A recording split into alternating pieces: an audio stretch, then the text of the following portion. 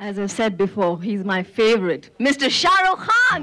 বলিউড বাদশাহ শাহরুখ খান তার ঝুলিতে আছে ফিল্মফেয়ার পুরস্কার, প্রডিউসার্স গিল্ড, চলচ্চিত্র পুরস্কার, স্ক্রিন পুরস্কার ও আইফা পুরস্কার সহ আরও অসংখ্য পুরস্কার। এবার তিনি বিশেষ পুরস্কারে সম্মানিত হলেন সুইজারল্যান্ডের মর্যাদাপূর্ণ লোকার্নো চলচ্চিত্র উৎসবের ৭৭তম আসরে। অভিনয় জীবনের কৃতিত্বের পুরস্কার হিসেবে লোকার্নো ফিল্ম ফেস্টিভ্যালে লাইফ টাইম অ্যাচিভমেন্টের জন্য পারদোয়ালা ক্যারিয়ার অ্যাওয়ার্ড পেলেন কিং খান।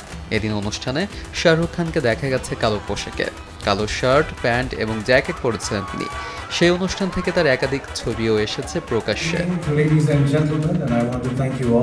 তবে ভাইরাল হয়েছে একটি ভিডিও, যা নিয়ে সামাজিক যোগাযোগ মাধ্যমে চলছে আলোচনা সমালোচনা। ভিডিওটিতে দেখা যায় লাল গালিচায় এসে দাঁড়িয়েছেন শাহরুখ। বলিউডের এই তারকাকে সকলে ক্যামেরাবন্দি করছেন, রয়েছেন শাহরুখের অনুরাগীরাও। তার মধ্যেই হঠাৎ দেখা যায় এক বৃদ্ধ তার দিকে এগিয়ে আসছেন এবং ছবির ফ্রেমের মধ্যে প্রবেশ করছেন তিনি।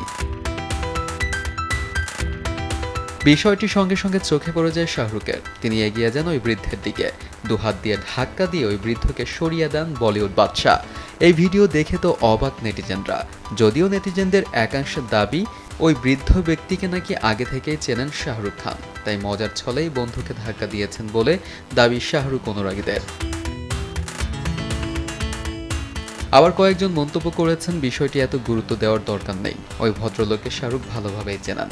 তবে নিন্দুকদের দাবি, এমন বৃদ্ধ মানুষকে এইভাবে কেন ধাক্কা দিলেন বলিউডের এই তারকা? তাদের কথায় যাই হয়ে যাক, শাহরুখের থেকে এমন আচরণ আশা করা যায় না। এদিকে শাহরুখ খান এই মুহূর্তে ব্যস্ত রয়েছেন তার আসন্ন সিনেমা কিং নিয়ে।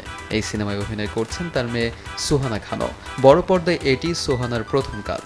এছাড়াও শাহরুখের হাতে আছে টাইগার ভার্সেস পাঠানের মতো সিনেমাও।